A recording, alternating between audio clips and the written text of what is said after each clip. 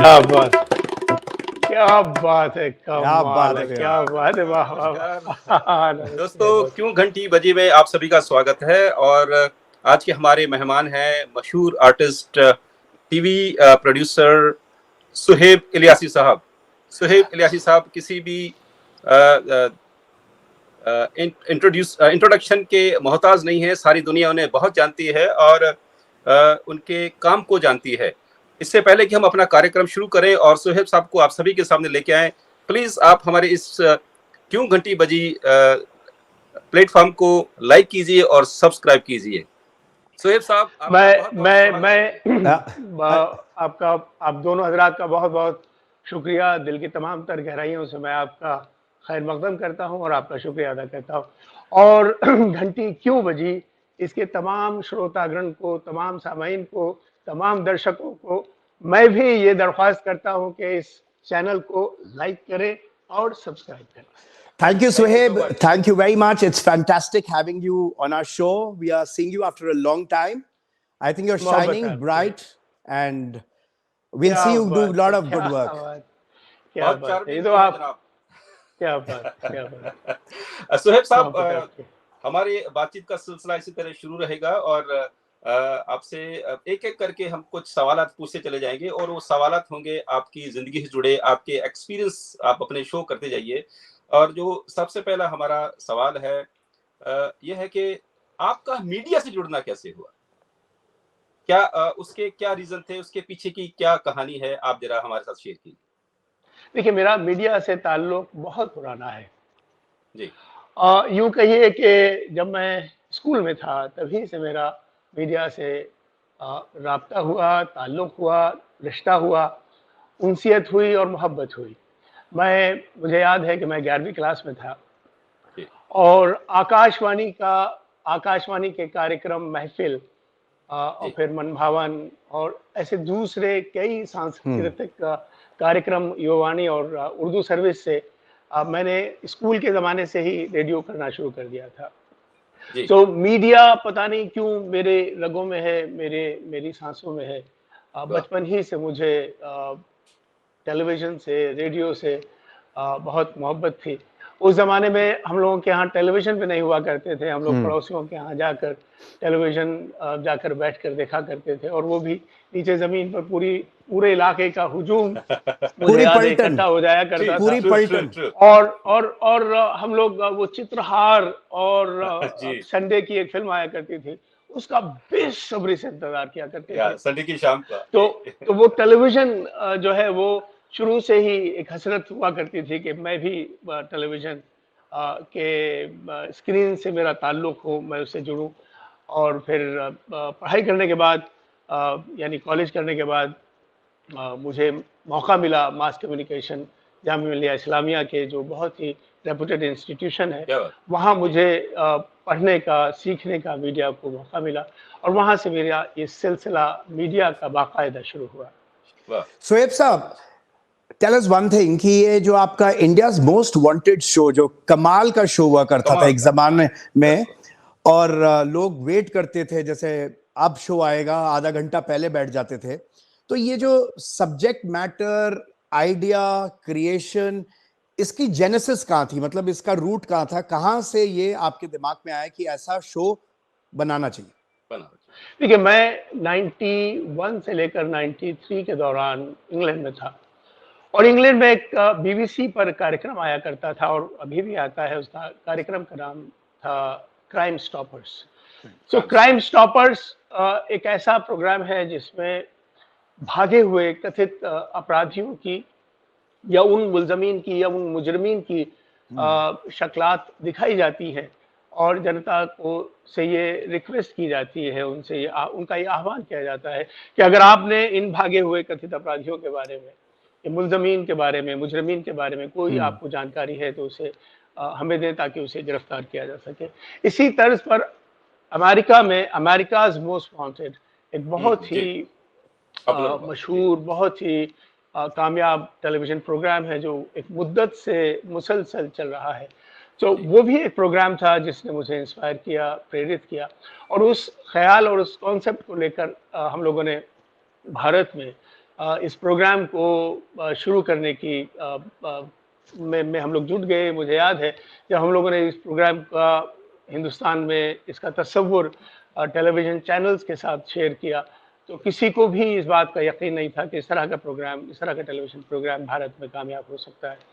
हम लोगों ने बहुत सारे पुलिस अधिकारियों से अपने रिसर्च के दौरान उनसे ये कॉन्सेप्ट उनके साथ साझा किया, उनसे रिक्वेस्ट की कि हमें वो जानकारियाँ दीजिए जिन अपराधों के मुताल्लिक़ आप जनता को वो जानकारी देकर अपना केस सुलझा सकते हैं। तो मुझे याद है कि बहुत ही मुश्किल था हम लोगों के लिए।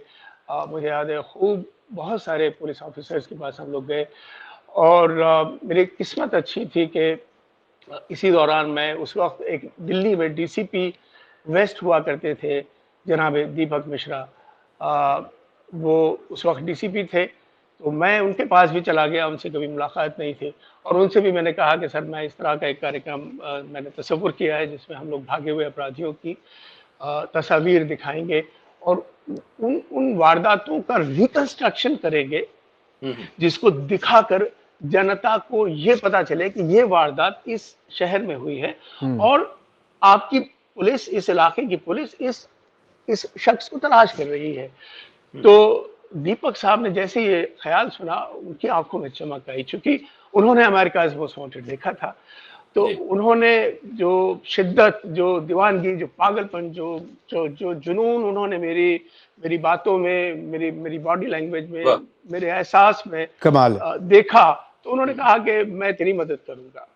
एक्सीलेंट। और उसी वक्त उन्होंने फोन उठाया, अपने पीएस को कहा कि एक पारदियों का एक वारदात वहाँ हुई थी दिल्ली वेस्ट में, तो उन्होंने कहा कि भाई इसकी जानकारी इसको दो और इन्हें जो भी मदद चाहिए, जैसी भी मदद चाहिए, इनकी मदद करो और मैं चाहता हूँ कि ये प्रोग्राम बनाएं और ये आवाम तक आए।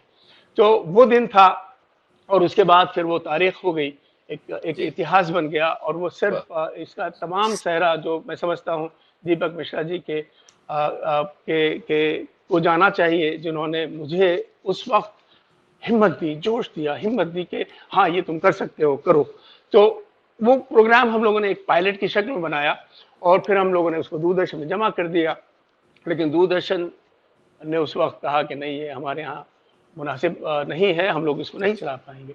बहरहाल तो वो दूरदर्शन से रिजेक्ट हो गया। फिर हम लोगों ने उसी प्रोग्राम को, उसका दूसरा नाम बदल कर हम लोगों ने उसका इंडियाज़ मोस्ट वांटेड नाम रखा और उस इंडियाज़ मोस्ट वांटेड कार्यक्रम की जो पायलट टेप थी वो हम लोगों ने सोनी को भी दिया, स्टार को भी दिया। उस वक्त स्टार, सोनी, ये दो बड़े चैनल हुआ करते थे और जी नेटवर्क एक बड़ा चैनल था, तो जी को भी हम लोगों ने दिया। और वहाँ भी कहिए कि मेरी किस्मत अच्छी थी कि वहाँ जो प्रोग्रामिंग हेड हुआ करते थे वो विष्णु पटेल थे और विष्णु पटेल भी उनका भी जो एक्सपोजर था मीडिया के कंटेंट को लेकर, वो भी यूएस में कुछ वक्त रहे थे, तो उन्होंने भी वो अमेरिकाज़ मोस्ट वांटेड देखा था। तो उन्होंने कहा कि भाई ठीक है, मैं तुम्हें ये 13 एपिसोड के लिए एक पायलट देता हूँ, एक एक्सपेरिमेंट के लिए देता हूँ कि देखते हैं कि इंडिया में ये प्रोग्राम संभव है या नहीं। तो बहरहाल हम लोगों ने फिर उस पर काम करना शुरू किया और मुझे याद है कि 13वें एपिसोड में जब वो कॉन्ट्रैक्ट खत्म होने वाला था, उसी एपिसोड में एक अनिल नाम का एक भागा हुआ कथित अपराधी जिसको हम लोग तलाश कर रहे थे, वो जानकारी आई कि वो गुजरात में बैठा है और वहां से वो जानकारी मिली और वो पकड़ा गया। तो वो पहली कामयाबी जब हम लोगों को मिली 13 एपिसोड्स के बाद, तो पूरे टीम में जोश और हिम्मत बन गई और जी नेटवर्क में हिम्मत बन गई और हमारे दर्शकों में हिम्मत बन गई कि हाँ ये संभव है, ये हो सकता है। तो इस तरह से इस प्रोग्राम का आगाज हुआ और फिर आप सभी लोग जानते हैं कि वो देश का पहला कार्यक्रम था और उस कार्यक्रम की मदद से 135 कथित अपराधी या तो गिरफ्तार हुए या उन लोगों ने सरेंडर कर दिया। तो मैं बहुत शुक्रगुजार हूँ अपनी आवाम का, अपने दर्शकों का, अपने नेटवर्क का, जी नेटवर्क का और उसके अलावा मेरे तमाम उन बड़े लोगों का जिन्होंने मुझे उस प्रोग्राम को तस्वुर करने में और उसको तकमील तक पहुंचाने में मेरी मदद की। और मैं ख़ास तौर से इस बात को भी आज यहाँ आपके साथ साझा करना चाहूँगा कि मैं शुक्रगुज़ार हूँ अपने उन असातिज़ा का, उन अपने टीचरों का, स्कूल में और मेरे मास जी। कम्युनिकेशन के दौरान, जिन्होंने मुझे मास मीडिया का शऊर दिया और उनसे जो कुछ मिला, वो हमने कोशिश की कि उसको ज़मीनी सतह पर इस्तेमाल करके अ, मीडिया का, टेलीविज़न का, कैमरे का उस क्या बात तरह से इस्तेमाल कर पाएँ जो उसका मकसद है। मकसद कमाल। था। सोहेब साहब, बाकी के देशों में तो ये था ही अलग प्रोग्राम, पर हिंदुस्तान के अंदर ये अपनी तरह का एक मुख्तलिफ, एक अलग बिल्कुल डिफरेंट प्रोग्राम आपने क्रिएट किया, बनाया और उसको पॉपुलर भी किया। तो उसके लिए आपको बधाई और शुक्रिया आपका कि आप इस तरह की जो टेलीविज़न के लिए इस तरह का प्रोग्राम आप लेके लाए। हिंदुस्तान की आवाम हमेशा उसको याद रखती है और मुझे भी जहाँ तक अच्छे से याद है, मुझे आपकी शक्ल भी याद है, मैं इतने सालों बाद आपको देख रहा हूँ और मैं वो नो, नो। प्रोग्राम भूलता नहीं हूँ, क्योंकि वो जब आता था तो हम सब जुड़ जाते थे कि अभी इस टाइम ये प्रोग्राम आने वाला है। तो उस इंडियाज़ मोस्ट वांटेड को शुरू करने के बाद वो प्रोग्राम शुरू हुआ, उसके बाद जो धरपकड़ शुरू हुई है अपराधियों की, गैंगस्टर्स की, तो उनकी उनका क्या रिपरकशन था? आपको कोई धमकी आई होगी या कुछ इस तरह का कुछ वाकया कुछ पेश आया क्या? क्या हुआ ज़रा? देखिए, ज़ाहिर है कि अगर आप किसी वांछित अपराधी के बारे में वो जानकारियाँ मंज़र-ए-आम पर ला रहे हैं, जिन जानकारियों को जनता देखकर उन्हें गिरफ्तार करा सकती है, तो जी। ज़ाहिर है उनको अच्छा तो लगेगा नहीं। ज़ाहिर है वो नाराज़ होंगे। तो ऐसे बहुत सारे लोग थे, चूँकि हर हफ़्ते हम किसी न किसी एक बड़े अपराधी का या कथित अपराधी की को फ़ीचर कर रहे थे, उनकी तमाम तफ़सीलात, उनके तमाम आपराधिक इतिहास को टेलीविज़न पर मंज़र-ए-आम पर ला रहे थे। तो यकीनन बहुत सारे लोग थे जो हमसे ख़फ़ा थे, जी। बहुत सारे लोग थे जो हमसे नाराज़ थे और वो एक लंबी फ़हरिस्त थी और जी। तो ऐसे बड़े अपराधी जिनको राजनीतिक संरक्षण भी प्राप्त था, ऐसे प्राप्त बहुत था। सारे लोग थे जिन्होंने हमारे ऊपर हमले भी किए, जिन्होंने अच्छा। हमें मारने की कोशिश भी की, जिन्होंने हमारे ऑफ़िस के बाहर बम भी रखे, जिन्होंने बहुत सारे अपने इक़दाम किए कि हमें डराया, हमें धमकाया, हमें प्यार से धमकाया, मोहब्बत से धमकाया। बहुत-बहुत प्यारी-प्यारी बातें करके सफ़ेद कुर्ते पाजामे वालों ने बहुत काँधों पे हाथ रख के हमसे प्यार से हमको धमकाया और सीधे-सीधे गालियाँ देकर भी धमकाया। कमाल है। शिवप्रकाश शुक्ला मैं जैसे उसी पे आने वाला था कि एक नाम जी। मुझे भी याद है कि एक गैंगस्टर हुआ करते थे, शिव प्रकाश शुक्ल, यही नाम था इनका? शिव जी, प्रकाश बिल्कुल, बिल्कुल। शिव हाँ, प्रकाश शुक्ला जी। शुक्ला तो करके। वो जी। वाली कहानी क्या थी कि जो कुछ पॉलिटिशियंस को भी उन्होंने धमकी दी और आपको भी धमकी दी जान से मारने की? क्या सच है ये? देखिए, शिवप्रकाश शुक्ला उत्तर प्रदेश के अपने ज़माने के एक बहुत ही कुख्यात, बहुत ही खतरनाक गैंगस्टर थे और वो कहते थे विधायकों को, मंत्रियों को कि मैं तुमको परसों या 1 हफ्ते के बाद 4 बजे मारूँगा। कमाल है। अच्छा। तुमसे जो बन पड़े कर लेना, अपनी सुरक्षा जितनी कर सको कर लेना। ओपन तो और चैलेंज। ओपन। फिर वो आकर उसी वक़्त ही मारते थे। कमाल है। उसी वक़्त ही लोगों की जान लिया करते थे। तो उनका बहुत ज़बरदस्त एक आतंक था और ऐसा एक माहौल बन गया था कि उन्होंने तात्कालीन उत्तर प्रदेश के मुख्यमंत्री जनाब कल्याण सिंह जी को मारने के लिए 6 करोड़ रुपए की सुपारी ली थी। ओह! और तो जब हम लोगों ने उस प्रोग्राम को 2 हिस्सों में शामिल किया था। पहले हिस्से में जब हमने पहला एपिसोड नश्र किया, तो मुझे याद है उस वक़्त डीजीपी उत्तर प्रदेश जनाब अजय गुप्ता थे। तो गुप्ता जी का मेरे पास फ़ोन आया मोबाइल पर, उन्होंने कहा कि लियासी जी, ये शिवप्रकाश शुक्ला का एपिसोड मैंने देखा है और मुझे लगता है कि आपको अपनी सुरक्षा को अच्छे से देखना चाहिए और ज़्यादा हुँ। उसको आप देख लीजिए और जो भी कंसर्न सिक्योरिटी के जो आपका तंत्र है, उसमें और थोड़ी मुस्तैदी ले आइए। तो ये आलम था शिवप्रकाश शुक्ला की दहशत का और उनके खौफ का। तो उन्होंने बाकायदा धमकी भी दी, उन्होंने बाकायदा आदमी भी भेजे, उन्होंने हर वो कोशिश की, लेकिन वो या तो मेरी किस्मत अच्छी कहिए या उनकी किस्मत बुरी कहिए कि वो प्रोग्राम में उनका नश्र होना था, जानकारियाँ सामने से आईं और उत्तर प्रदेश एसटीएफ पुलिस के साथ हमारे समन्वय ने उस अपराधी के साथ एक मुठभेड़ में उनका उनका अंत हुआ। तो ऐसे बहुत सारे और दूसरे किस्से हैं जिसमें हमारे परिवार को, खुद मुझको अच्छा खासा जान को खतरा था। और मैं ये समझता हूँ कि यही वजह है शायद कि इतने पिछले इतने सालों में, यानी 2006 और 7 के बाद से आज तक भारत में उस नौइयत का प्रोग्राम किसी ने नहीं बनाया, नहीं किया।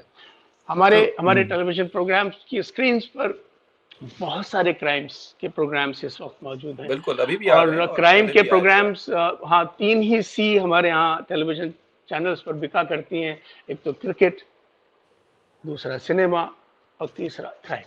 तो क्राइम की प्रोग्रामिंग बहुत आम है, लेकिन कोई भी ऐसा प्रोग्राम नहीं है जो कि सीधे तौर पर अपराधियों को ये चैलेंज करता हो कि ये प्रोग्राम में तुम शामिल हो और तुमने ये वारदात इस इलाके में की है, पुलिस तुमको ढूंढ रही है, तुम्हारे लिए बेहतर यही है कि तुम अपने आप को कानून के हवाले कर दो, नहीं तो इसके अंजाम खतरनाक हो सकते हैं। तो इस टोन में, इस दीवानगी के साथ, इस ललकार के साथ कोई प्रोग्राम भारत में आया नहीं। उसकी वजूहत आप समझ सकते हैं कि वो क्यों नहीं। हमारे लिए वो कार्यक्रम नहीं था जी। हमारे लिए वो प्रोग्राम नहीं था। हमारे आज टेलीविजन स्क्रीन पर बहुत सारे प्रोग्राम्स हैं, लेकिन इंडियाज मोस्ट वांटेड प्रोग्राम नहीं था। वो एक मिशन, वो एक दीवानगी, वो एक पागलपन, वो टेलीविजन कैमरास की मदद से, स्क्रिप्ट और कलम की मदद से अपनी मातृभूमि में अपराध के खिलाफ आगाह करने का एक मुहिम, तो यही वजह है शायद कि लोग उस कार्यक्रम को आज भी मिस करते हैं, आज भी उसको याद करते हैं।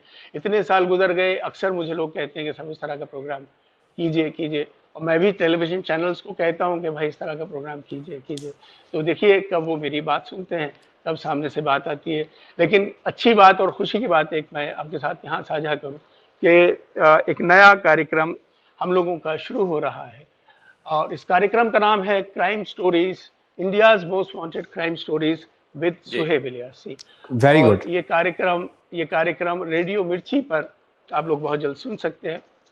तो रेडियो के प्लेटफॉर्म पर और ऑडियो के पॉडकास्ट ऐप और प्लेटफॉर्म पर ये प्रोग्राम बहुत जल्द आप सुनेंगे। हम लोगों ने काफ़ी प्रोग्राम्स बनाकर वहाँ जमा कर दिए हैं, तो बहुत जल्द मंजर आम पर ये आएगा। और मैं उम्मीद करता हूँ कि टेलीविजन पर भी इस तरह का प्रोग्राम हम लोग बहुत जल्द लेकर आएंगे। वाह वाह, आपको एक तो बधाई और ऑल द बेस्ट फॉर आपके इस अपकमिंग प्रोजेक्ट के लिए सोहेब साहब। सोहेब साहब, मेरे तीन छोटे से क्वेश्चन है जो कि इंटरकनेक्टेड हैं। अमरजीत, मैं पूछूं या आप ही पूछते रहोगे? मैं अच्छा। मतलब लगातार ओपनिंग बैटिंग दे दी मैंने आपका। ये सेंचुरी बनाएंगे, ये सेंचुरी बनाएंगे। जो प्रोग्राम आपने शुरू किया इंडियाज मोस्ट वांटेड, तो इस शो का अपराधियों पर क्या प्रभाव पड़ा, जनता पर क्या प्रभाव पड़ा, और इसके साथ जो सवाल है वो है कि आपने जिस मकसद से इस प्रोग्राम को सोच के शुरू किया था, उस मकसद में आप कहां तक कामयाब हुए? आपके सवाल के 3 पहलू। पहला पहलू ये कि अपराधियों पर क्या फर्क पड़ा। तो मुझे याद है कि तिहाड़ जेल में उस वक्त तमाम कैदी जो है वो टेलीविजन स्क्रीन के सामने आकर बैठ जाया करते थे, बहुत शौक और चाव से, ये मुझे बताया गया। और फिर ये होता था कि यार अब किसकी बारी है, इस बार अब किसकी बारी, अरे कहीं अगला मैं तो नहीं, अरे यार पता करवाओ कहीं मैं तो नहीं। हाँ, इधर से उधर से फील्डिंग करके, क्या भी करके, पॉलिटिशियंस के जरिए,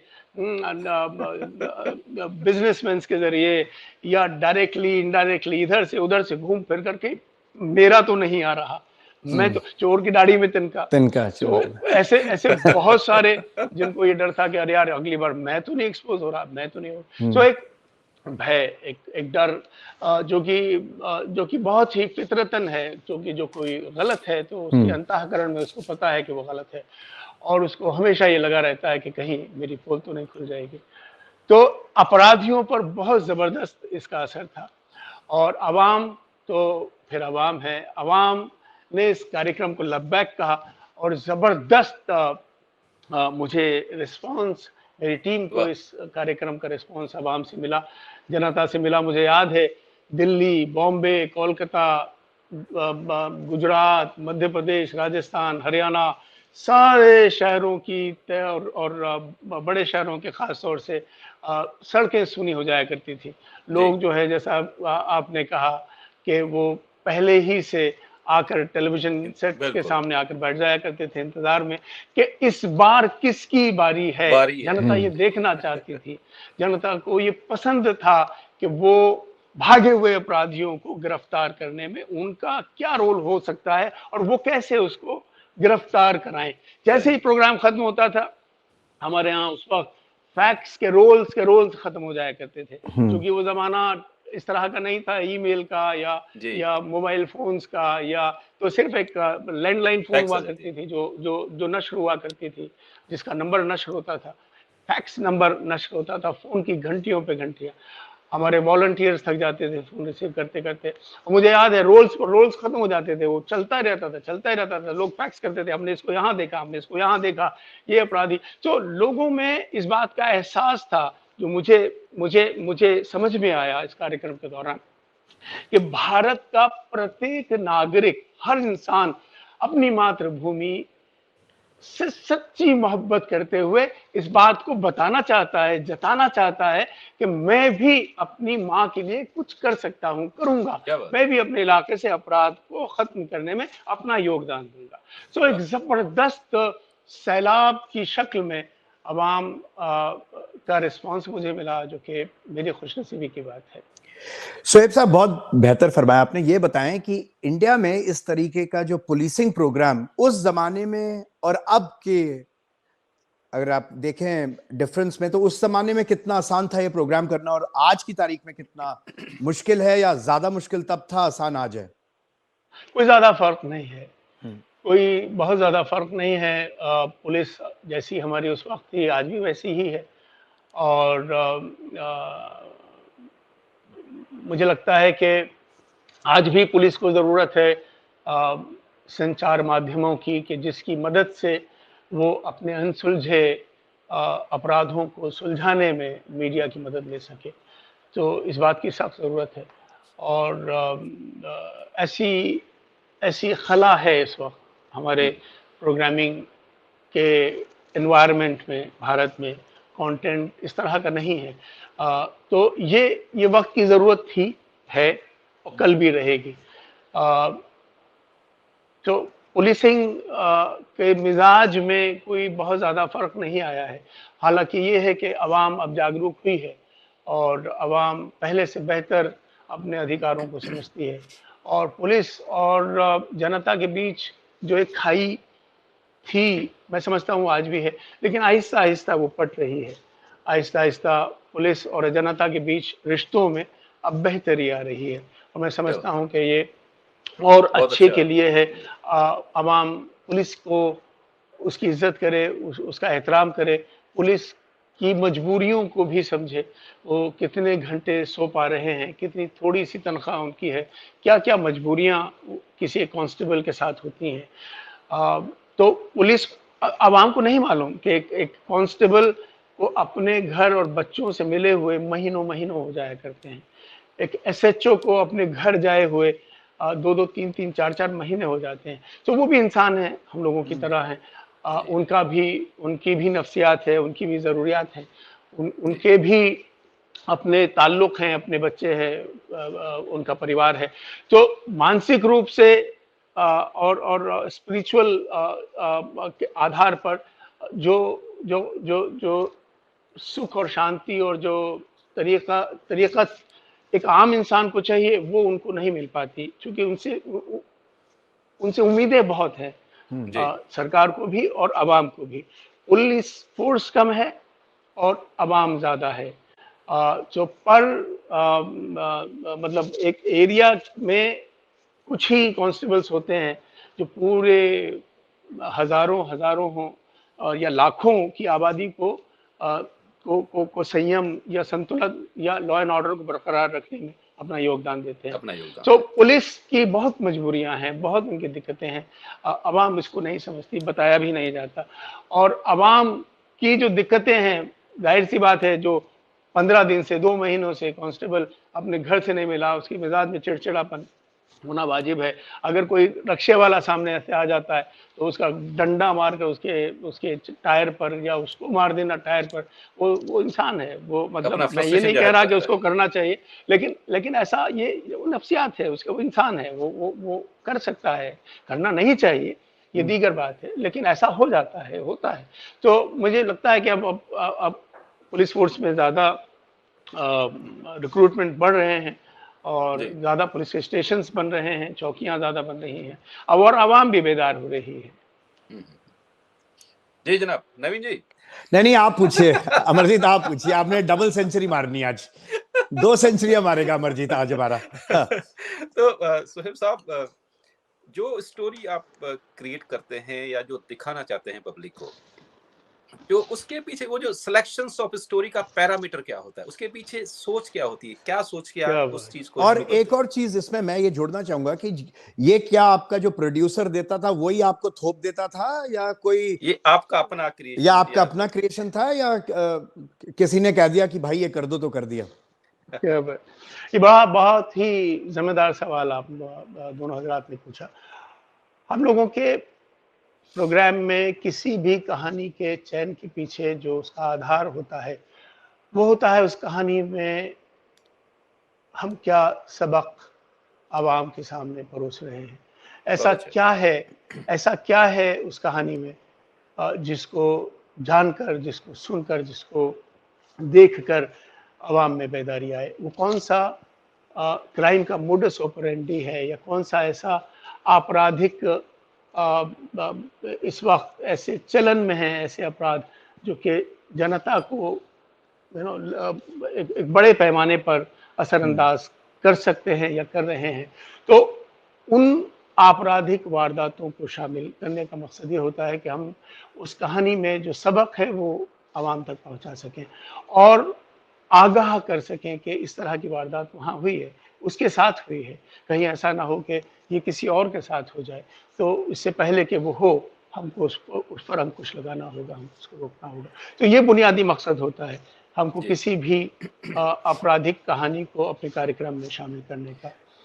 और नवीन जी, आपका सवाल मैं एक मरतबा फिर आपसे दरख्वास्त करूंगा कि क्या वो सवाल था कि मैं उस पर अपनी बात नहीं बिल्कुल। सवाल बेसिकली ये था कि जो सिलेक्शन ऑफ स्टोरी होती है और जो आपको कभी लीड्स भी तो मिलती होंगी ना, स्टोरी जब आप एक करते हैं तो उसकी एक स्क्रिप्ट होती होगी, या क्योंकि आप क्रिमिनल्स के ऊपर कर रहे हैं तो आपको उनके बारे में लीड्स और ये सारी चीजें कहां से मिला करती थी?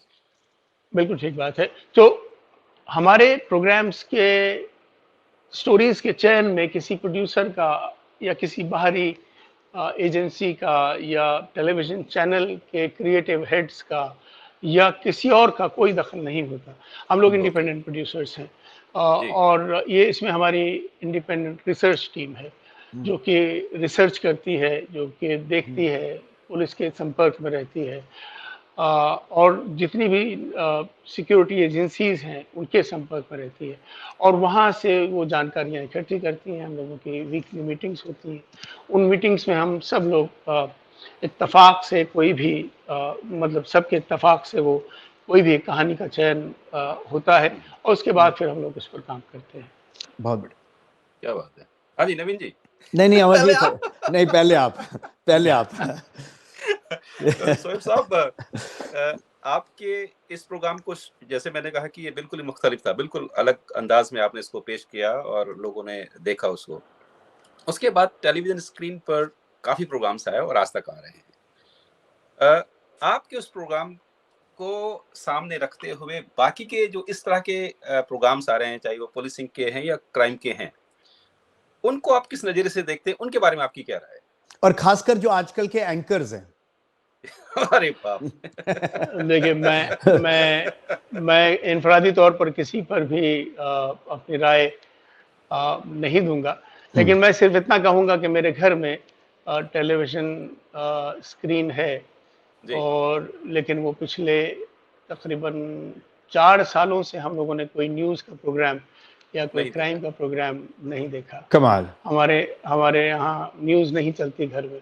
हमारे घर में टेलीविज़न क्राइम की प्रोग्रामिंग नहीं देखी उसका जाती। रीज़न तो उसका क्या जो उसका रीज़न? रीजन क्या है? उसका रीजन क्या है? उसका उसका रीज़न ये है कि वाइफ़ और बच्चे वो जब देखते करेक्ट, हैं शोर-शराबा तो हैबतकारी हो जाती है करेक्ट, उनमें और वो घर में बेचैनी बहुत विचलित सा माहौल हो जाता है घर में। करेक्ट। आजकल यही हो रहा है। बहुत बहुत दुःख और गम मतलब दुनिया भर जहाँ के गम, दुःख, परेशानी सब जो है वो सारी की सारी समेट कर परोस दी जाती है।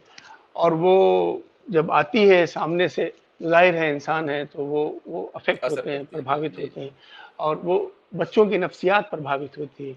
घर में इनफ़रादी तौर पर वो नफ्सियात जो हैं वो फिर एक-दूसरे से प्रभावित होते हैं। तो हम लोग के यहाँ टेलीविज़न पे हम लोग न्यूज़ नहीं देखते। अखबार है, हम लोग अखबार पढ़ते हैं और दूसरे टेलीविज़न प्रोग्राम्स जो इस वक़्त क्राइम के हैं मैं उनको मुबारकबाद देता हूँ, बहुत अच्छा काम कर रहे हैं। बहुत सारे प्रोड्यूसर्स जितने भी तकरीबन हैं सभी कहते हैं कि लिया साहब हम आपसे प्रेरित हैं, हम आपसे इंस्पायर्ड हैं हम और क्या करें? तो मैं उनको अपने लिहाज से उनको बता देता हूँ कि आपको ऐसा बहुत अच्छा कर रहे हैं, ऐसा भी कर सकते हैं, ऐसा भी करना चाहिए। तो सबकी दाल-रोटी चल रही है, बहुत अच्छी बात है। नवीन जी शोएब, आप पूछिए उसके बाद फिर मैं आखिरी क्वेश्चन पूछूँगा। ठीक है। फिर आखिरी के बाद मैं भी एक आखिरी पूछूंगा। ठीक है। अच्छा, Sohaib, tell me, out of your memory, through your memory, your recollection, any politician or any other person whom you met, whom you were inspired by, or part B to the question would be that any criminal who you personally met and you were really hmm, scared meeting? देखिए मैं राजनीतिक प्राणी नहीं हूँ Hmm. और राजनीति से मेरा कोई ताल्लुक़ नहीं है। ऐसे बहुत सारे लीडरान हैं जिनसे मैं मिला और उन्होंने मुझे मुतासिर किया। बहुत सारे हैं, किसी एक का नाम लेना मुनासिब ना होगा। और किसी क्रिमिनल का नाम लेकर भी इनफ़रादी तौर पर उसकी शख्सियत को यहाँ डिस्कस करना मुनासिब नहीं होगा। अच्छा। Amarjit? हाँ जी, हाँ जी। हमारे हिंदुस्तान में वैसे तो हर जगह ही टेलीविज़न शो हो या सिनेमा हो जहाँ पर इस तरह के प्रोग्राम काफ़ी फ़ायदेमंद होते हैं कि आप अवेयर होते हैं कि ऐसा भी समाज में होता है और लोग ऐसा भी कर सकते हैं, अवेयर हो जाते हैं। तो हुँ। वो स्क्रीन का वो जो प्ले है या जो वो हम एपिसोड देख रहे हैं या सिनेमा जो हम देख रहे हैं, उसमें जहाँ लोगों को फ़ायदा होता है उसको देख के कि भई हाँ, इस तरह से ये कुछ होता है समाज के अंदर या हमारे आस-पास होता है, उससे अवेयर हो जाते हैं, आगाह हो जाते हैं। इन अदर हैंड वही चीज़ें हमें या उन लोगों को ये भी सिखाते हैं कि ये इस तरह से काम किया जाता है क्योंकि सिनेमा को, टेलीविज़न को देख के उनको वो आइडियाज़ आते हैं कि इस तरह से खून होता है या किया जाता है या बेशक, डकैती ऐसे होती है बेशक। या चोरी ऐसे होती है। सो वो एक अलग बात है। ये इस तरह के प्रोग्राम तो चलते रहते हैं कि फ़ायदे और नुकसान दोनों तरफ से हैं। ठीक है जी। अ, आपका कोई ऐसा शूट इस प्रोग्राम के दौरान जो जिसको कोई आपने बहुत ज़्यादा यादगार, एन्जॉय हाँ, यादगार इन रहा हो आपके लिए, हाँ, एन्जॉय किया हो, यादगार रहा हो आपके लिए? कि आपके लिए एक पर्सनल जो अमरजीत का रहे? देखिए जी। मैं आपको बताऊँ एक बड़ा मज़ेदार किस्सा है वो आपको बताऊँगा हाँ अभी। जी। लेकिन उससे पहले जो अभी आपने कहा उसमें मेरा तबसरा ये है कि बेशक टेलीविज़न और रेडियो या कम्युनिकेशन के और दूसरे माध्यम बहुत सशक्त हैं, फ़ीचर फ़िल्म्स बहुत सशक्त हैं। इसमें हम मुझे याद है कि हम लोग जब फ़िल्म देखा करते थे बचपन में तो हम लोग आदर्श माना करते थे कि एक आदर्श माँ ऐसी होती है, एक हम्म। आदर्श बहन ऐसी होती है, एक आदर्श हीरो एक इंसान ऐसा होता है। तो वो जी, फ़िल्मों के हीरो हमारे आदर्श हुआ करते थे, बहुत क्योंकि बिल्कुल। वो अच्छी बातें हुआ करती थी, एक समाज का एक इश्यू हुआ करता था उन फ़िल्मों में, तो हम लोग उनको अपना आदर्श मानते थे। तो बेशक चूँकि वो पावर है कन्वे करने की, वो इस तरह से कम्युनिकेट होती हैं नफ्सियात में दर्शकों की जी, कि वो इम्बाइब हो जाते हैं वो कैरेक्टर्स, ट्रू। हम्म। वो बातें, वो प्रवृत्तियाँ जो हैं वो इंसान में शामिल होती हैं। तो ज़ाहिर है कि टेलीविज़न से बहुत सारे ऐसे प्रोग्राम्स हैं जिनको देखकर अपराधियों को बहुत सारे नए ख़यालात हासिल हुए और जी, उन्होंने अपराध भी किए और उन्होंने बाकायदा पुलिस को कहा भी मैंने कि फ़लाँ प्रोग्राम देखा, बिल्कुल, उस फ़लाँ प्रोग्राम के में उस तरह की एक तरीक़ा-ए-कार था, वो तरीक़ा-ए-कार मैंने उससे सीखा बिल्कुल। या वो मैंने नॉवल पढ़ी, उस नॉवल को पढ़ने के बाद वो तरीक़ा-ए-कार था, वो मैंने सीखा और उस तरह से मैंने क्राइम किए। सो एक किस्सा जो मैं कि अवाम हुँ, में किस तरह से हमारे टेलीविज़न प्रोग्राम्स को लेकर एक तासुर था। एक जी, जबलपुर में कार्यक्रम था, एक नागरिक अभिनंदन का कार्यक्रम रखा गया था, हुँ, जिसमें मैं और मेरी टीम वहाँ थी और वहाँ पर मुझे याद है कि इलाका कप्तान यानी एसएसपी और जी, डीएम साहब भी थे, वहाँ के एक लोकल लीडर भी थे। तो हम लोग वहाँ मंच पर बैठे थे और सामने पंडाल लगा था, बहुत सारा शहर का हुजूम जबलपुर का देखने आया था। जी, प्रोग्राम उस वक़्त कामयाबियों के मरहलों पर था, बहुत ऊँचाइयों पर था, तो हर कोई शक्ल देखना चाहता था कि कौन है, किस तरह से ये प्रोग्राम चूँकि वो सब लोग देखा करते थे। हुँ, तो बहरहाल वो प्रोग्राम की वजह से बहुत सारे हुजूम, बहुत सारे लोग वहाँ उस नागरिक अभिनंदन के कार्यक्रम में हिस्सा ले रहे थे। तो बारी-बारी से सब लोग आ रहे थे और वो कह रहे थे कि भई इलियासी साहब बड़ा अच्छा काम कर रहे हैं। जी, अपराधियों के खिलाफ एक मुहिम है और जनता बहुत इससे मुफ़ीद हो रही है, बहुत जी, लाभान्वित हो रही है। ऐसे अलग-अलग करके अलग-अलग जो स्पीकर्स थे वो बोल के अपनी बात बोल कर गए। रहे थे। तो अचानक क्या हुआ एक मोहतरमा सामने से आने के लिए लालायित हुई लेकिन उनको सिक्योरिटी ने पुलिस ने रोक दिया क्योंकि रोक मेरे दिया। मुझे भी उस वक़्त बहुत सिक्योरिटी मिली हुई थी। पुलिस और सुरक्षा का प्रबंध कड़ा मेरे आस-पास हुआ करता था। तो वो सामने से जबरन आने लगी सामने से, तो हुँ, मेरी निगाह पड़ी कि वो एक महिला है और वो आना चाहती है और वो जद्दोजहद में है, पुलिस वालों को भी धक्का दे रही है और वैसे कर रही है। तो मैंने जी, ही कह दिया माइक से, वही माइक था, मैंने कह दिया माताजी आइए, आइए, आने दो भई इनको आने दो, आने दो। तो ऊपर आ गई वो, ऊपर आने के बाद वो माइक जो खड़ा हुआ था, जिस पर खड़े होकर स्पीकर्स बात कर रहे थे, वो वहाँ पहुँच गई। माइक उन्होंने सँभाला, माइक हुँ, सँभालने के बाद उन्होंने कहा कि आप लोग सब बेवकूफ़ हैं। आप लोग इलियासी जी की तारीफ़ कर रहे हैं, हुँ, हुँ। हुँ, ये इस तारीफ़ के बिल्कुल हकदार नहीं हैं। नहीं है। अरे! अरे! हाँ, हुँ, ये आप लोग गलत कर रहे हैं, इतना सब अच्छा, तामझाम करके, इतना इकट्ठा करके, आप लोग जो हैं ये इनका इनका अभिनंदन कर रहे हैं, इनका हुँ, अभिनंदन नहीं होना चाहिए जबलपुर में। अच्छा, हम सबकी आँखें खुली की खुली रह गईं कि ये क्या मामला है?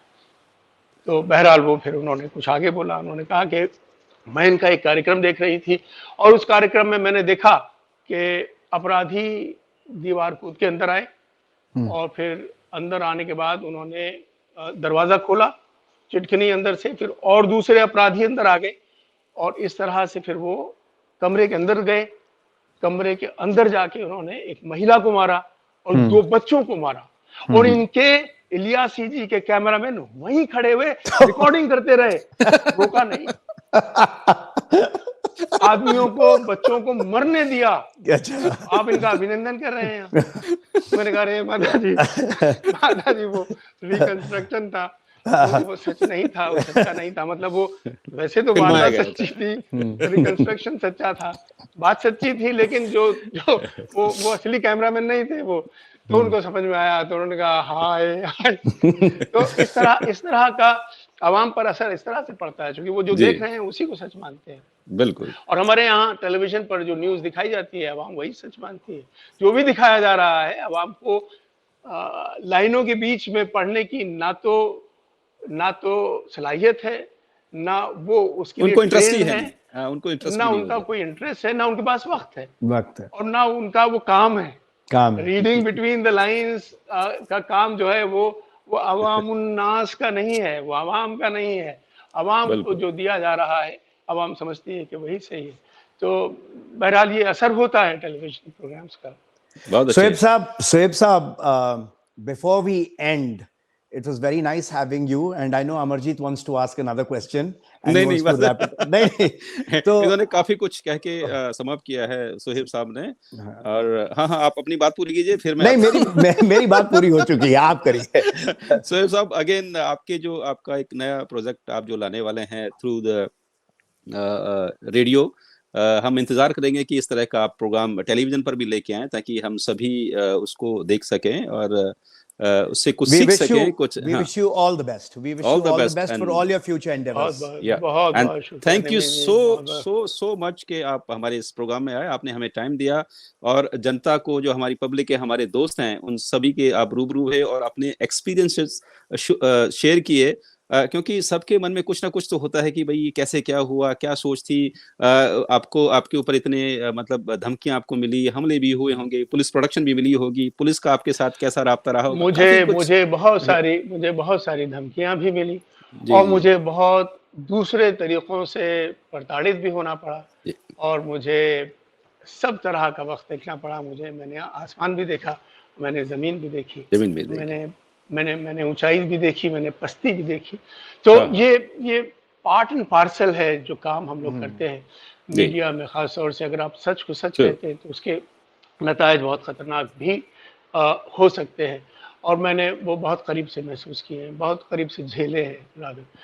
तो मैं आप दोनों हजरात का दिल की बेहद यहाँ से अरे भाई गहराइयों से शुक्रगुजार हूँ कि आपने आपके साथ बात करने का मुझे मौका फराहम किया और मैं अपने तमाम नाज़रीन को उनसे ये दरख्वास्त करूँगा कि ये जो जोड़ी है नवीन की और अमरजीत की, ये एक बहुत स्पेशल जोड़ी है। ये Thank you. थैंक दोनों यू। बिल्कुल अलग-अलग बैकग्राउंड से आकर ये दोनों कोशा हैं एक प्लेटफॉर्म फराहम कराने के लिए आपको थैंक यू। Thank कि you. नई शख्सियात को अलग-अलग फील्ड्स के जो लोग हैं उनके तजुर्बात आपके साथ साझा करें। तो आप इनके इस चैनल को ज़रूर लाइक करें और शेयर भी करें ताकि ज़्यादा से ज़्यादा आवाम तक ये दोनों हजरात के काम पहुँचे। Thank you so Thank you, much. Sohaib thank you साहब. जी जी, Thank you. Thank you. बहुत बहुत शुक्रिया बहुत शुक्रिया, और बहुत शीघ्र हम अपने दोस्तों को आपसे कहते फिर हैं कि मिलते एक और नए गेस्ट के साथ हम आपके साथ फिर से जल्दी ही जुड़ेंगे और हम सोएब साहब के साथ वादा लेते हैं कि दोबारा हम जब भी आपको जब आपका गुजारिश नया करेंगे, प्रोग्राम हम जब आपका नया प्रोग्राम आएगा तो हम कोशिश करेंगे आपके साथ फिर जुड़ने आप की। दोबारा डन से सर, हमारे डन साथ डन आएं। डन। ठीक है ji, thank you so Thank you. Much. नमस्कार जी, नमस्कार। थैंक यू, नमस्कार। नमस्ते।